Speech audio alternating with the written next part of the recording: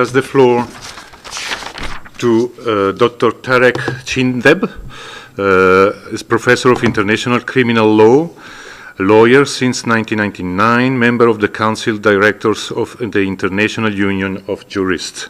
Please, you have the floor. Thank you. شكرا. First of all, I'd like to thank Mr. Ahmed Qureshi for his presentation, and in fact it was a very great presentation. I do agree with him in a lot of the points he raised, and this makes us understand that the violations of Iran and the Middle East have extended to touch all countries in the region and to affect them. We have also to confirm that the flagrant Iranian interventions in the region in support of terror and its work to destabilize societies through instilling sectarianism and extremism, which Iran established in our Arab countries and nurtured. This is a danger or a threat that requires to be confronted, especially as these organizations have become challenging or defying the legitimate governments and hijacking their decisions and sovereignty, and they are killing without any kind of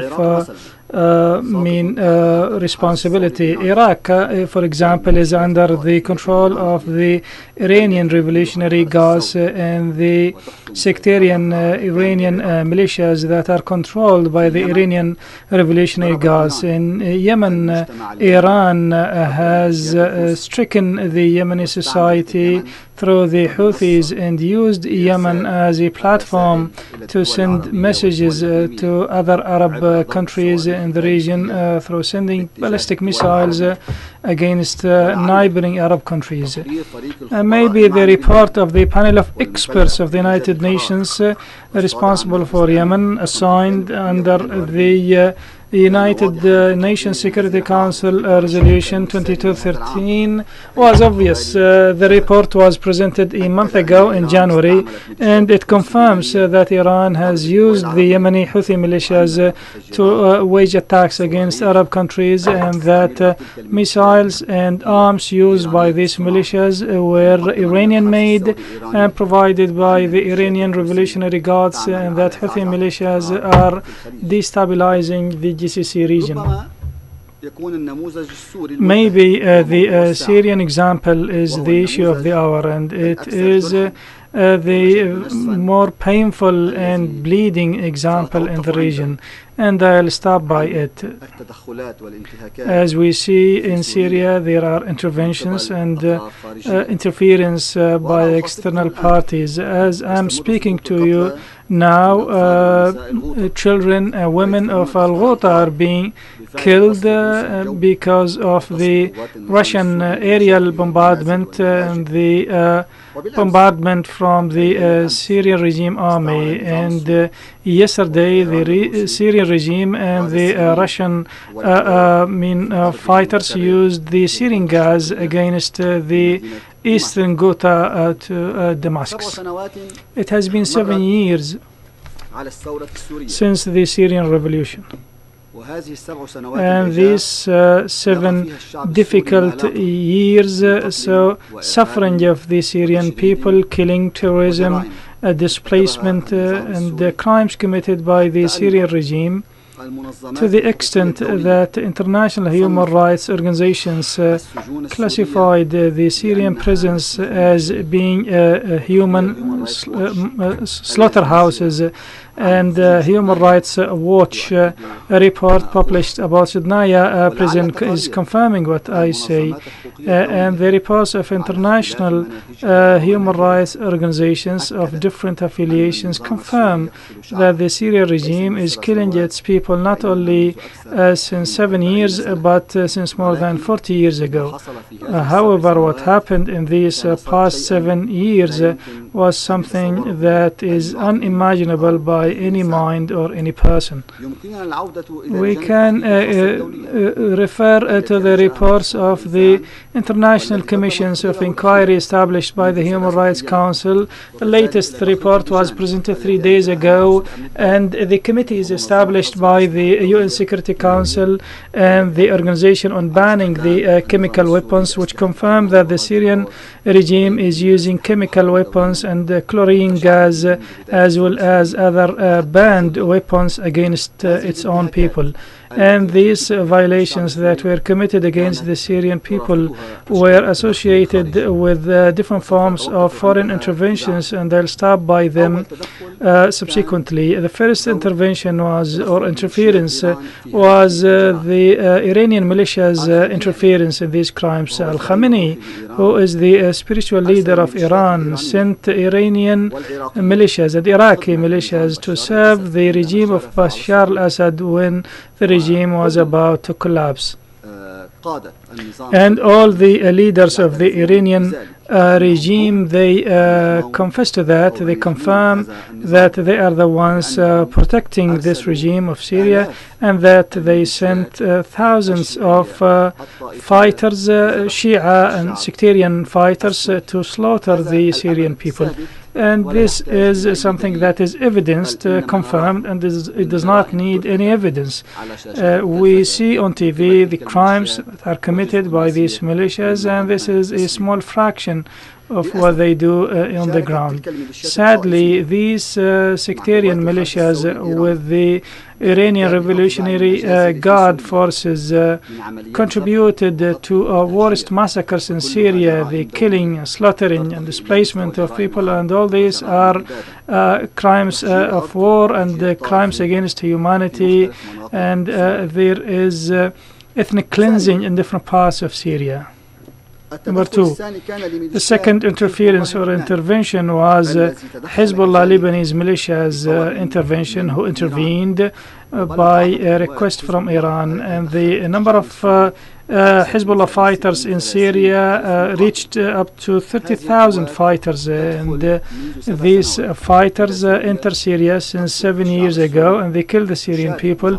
They participate with the Syrian regime in slaughtering the Syrian people without any kind of condemnation or holding them accountable or liable for what they do. The third form of interventions is the role of Russia. Russia played a fundamental role in supporting the regime of Bashar al-Assad, and this role was not only the political support in the Security Council. They have used the veto 11 times to prevent the referral of the Syrian file to the ICC, but they have also provided the military support in terms of the air power and the navy as well as the land troops. And Syria is a culprit in the killing and genocide in Syria and the crimes against humanity.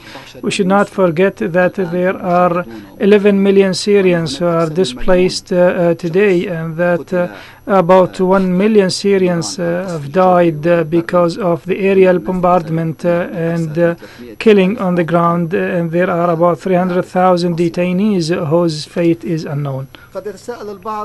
Some may question about the role of the so-called the terrorist groups or organizations. Before I talk about terrorist organizations, I have to emphasize on the resolution 2401 from the Security Council, which confirms that the military intervention of Russia should stop, but the Syrians are neglecting that resolution and they are bombarding different parts of Syria. And Putin said that he will stop for 5 hours every day for the exit of children and the delivery of aid. Despite that, this truce was not, or this lull was not enforced, and this confirms that the Russians are having the upper hand in the killing that is taking place in Syria. Fourth intervention is the role of the terrorist organizations and groups such as Al-Qaeda and IS, and their role in human rights violations in Syria. We know that the so-called IS was created after the Syrian revolution. Before that, there wasn't any IS or ISIL. When the Syrian regime was about to collapse, they have established ISIL. Why? Because ISIL is fighting on behalf of the Syrian regime. It's a proxy war. Some may not believe that, but this is the truth. In all regions that were occupied by Daesh or ISIL, they were taken from the Syrian rebels, and then they were handed over easily to the Syrian regime, and this is confirmed. We have seen the exchanges between ISIL and Hezbollah, and the agreement in Lebanon, the agreement in Mosul and Raqqa. All these agreements evidence that ISIL is the product of Bashar al-Assad regime and the Iranian Revolutionary Guards, and they have used it in these areas in order to serve that regime and to mislead the world and to say that they are fighting against terror. ISIL has committed violations and terror, videotaped everything and terrified the world, and then it was used by the Syrian regime and Iran to give themselves the legitimacy to slaughter the Syrian people. I stand here by what was said yesterday by the High Commissioner in his annual report. He said that the widespread violations committed by the Syrian government and its local allies starting from 2011 created the space for the breeding and nurture of extremist groups, and he added the recent attempts to justify the indiscriminate and brutal attacks against hundreds of thousands of civilians, and saying that this is necessity to combat hundreds of terrorists, such as what is happening in eastern Ghouta, cannot sustain morally and in terms of prosecutions. He also added that when a person is ready to kill his own people, it's easy to lie. This statement is very beautiful. When a person is ready to kill his own people, it's very easy for him to lie. And the High Commissioner adds that the allegations of the Syrian government that it takes all precautions to protect civilians is ridiculous. He concluded as such. So I conclude here to say that the lie of ISIL and Al-Qaeda, which was created by Bashar al-Assad regime and used by it in the US and in Lebanon and in Syria, they use in Iraq, is a lie that is uncovered now. And all these militias, they have slaughtered the Syrian people. They are criminals, and they were created for the aim of protecting that terrorist regime that is killing its people with the facilitation from the Iranian Revolutionary Guards. The crimes against humanity and the war crimes and genocide crimes committed by the Syrian regime, which were done with involvement of the Iranian militias that are exceeding 60,000 elements, are crimes that are not time barred, and there should be international actions to prosecute the criminals and those behind them. Not prosecuting these criminals and those who committed other crimes against the people of the Middle East will encourage more killing in the region, and the systemic killing will continue, and more crimes will happen in the future, and therefore these militias should be prosecuted, starting from the Revolutionary Guards of Iran, ending with the regime of Bashar al-Assad and ISIL, in order to achieve justice and in order to protect the values of the international humanitarian law. The terror coming from Iran to the Arab region came after the Iranian Revolution, after 79, and then they have exported the so-called the revolution, but in fact they have exported terror, and this terror is based on the occupation of Arab states, undermining the Arab states, and now the Iranian officials are boasting that they have seized control of 5 Arab capitals through ISIL, through the Revolutionary Guards, the sectarian militias, and Hezbollah militias. If we want to talk about the crimes of Hezbollah terrorist militias and Iran militias against the Syrian and the Lebanese people, we require days, or probably months. My friend, he highlighted some small things, but all this is a small fraction of what is happening. All the terror you see in the world is a product of this Iranian Revolutionary Guards who want to serve their own idea, which is the Wali al-Faqih regime and the exportation of the revolution. And the problem is that they cover this with a religious notion.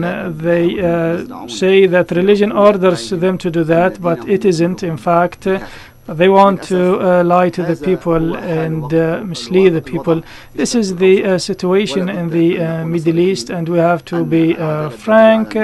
And the international justice is at stake, and the impunity should be over, and there should be international pressure to prosecute all these criminals to the ICC or to the special tribunals in order to build a safer future for us and our people. Thank you. I thank you, Professor, your presentation and for having highlighted the role of the international and regional powers in all these fighting going on in many countries, and of course also the consequences, the war crimes and crimes against humanity for which everyone should account.